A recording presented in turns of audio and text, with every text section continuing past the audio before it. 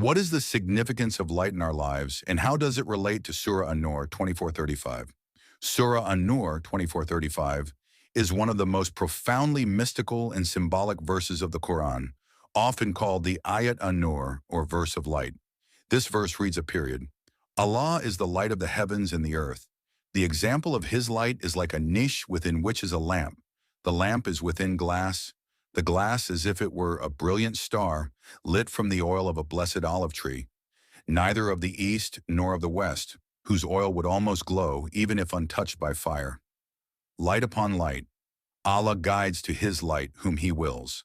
This verse is frequently interpreted in an esoteric or mystical way, especially by Sufi scholars and other Islamic mystics, who view it as a symbolic description of the divine reality, the soul's journey, and the nature of spiritual enlightenment. Here is an esoteric exploration of the elements in this verse, their symbolism and their deeper meanings. Number one is, Allah is the light of the heavens and the earth. This phrase is often understood as a metaphoric statement about God's presence, as the ultimate source of all creation. In mystical thought, light is symbolic of divine knowledge, guidance, and truth. Here God is described not only as a light, but as the light that illuminates all realms, the heavens, the spiritual or unseen worlds, and the earth, the material or seen world. The phrase suggests that all existence is sustained and revealed by God's light, which permeates every dimension of reality. In Sufi thought, this light is seen as an expression of God's omnipresence. It implies that everything in the universe exists within and because of this divine light, making God the foundation of all existence and consciousness. Number two is the symbolism of the niche or mishkat. The example of his light is like a niche. The niche is interpreted by many scholars as a symbol of the heart or soul, representing the inner spiritual center of a person. Just as a niche holds and reflects light, the human heart is seen as the vessel through which divine light can be received, reflected, and understood.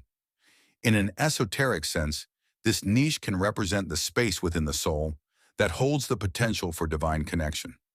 By purifying and nurturing the heart, one becomes capable of receiving divine light, wisdom, and knowledge, thus becoming a reflection of God's light. Number three is the lamp or misbah within the niche, within which is a lamp. The lamp itself is a powerful symbol in Islamic mysticism. In this verse, it is understood as the means through which divine light is manifested in the soul. Many mystics interpret the lamp as the inner light or divine spark within each person. This light is not independent, but is sustained by God, illuminating one's awareness of the divine.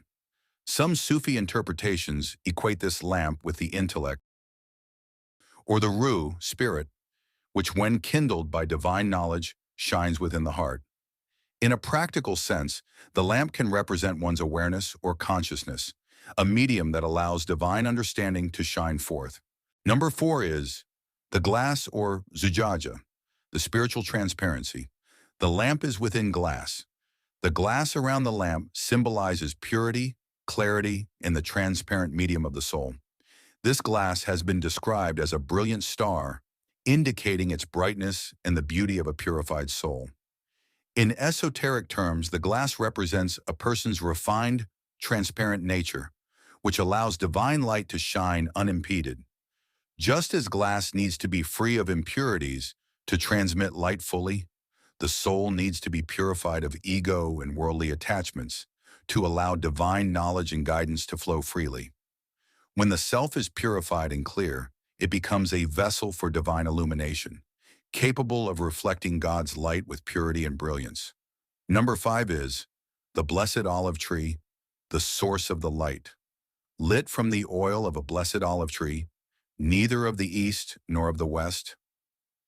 The olive tree is significant here, as olive oil in ancient times was commonly used to light lamps.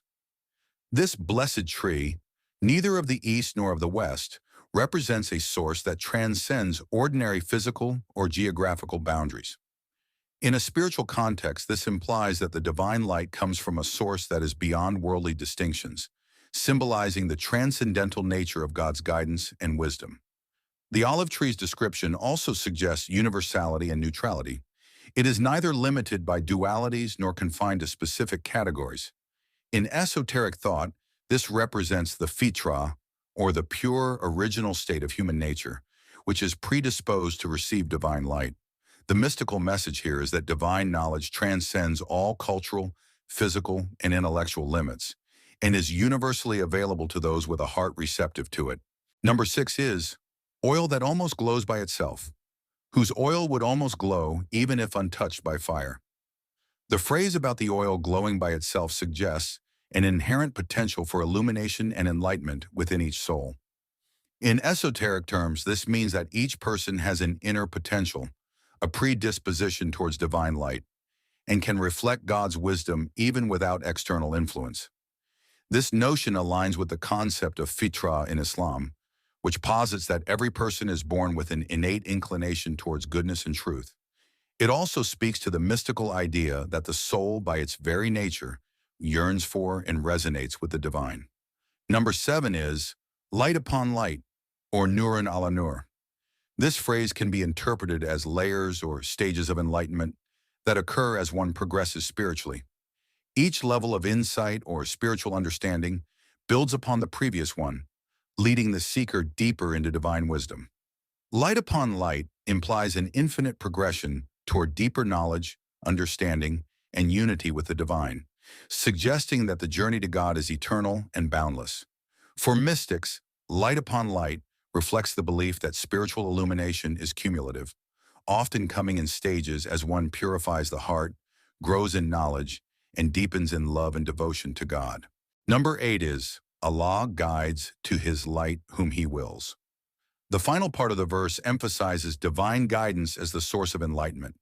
It suggests that while the potential for divine light exists within everyone, guidance is ultimately granted by God.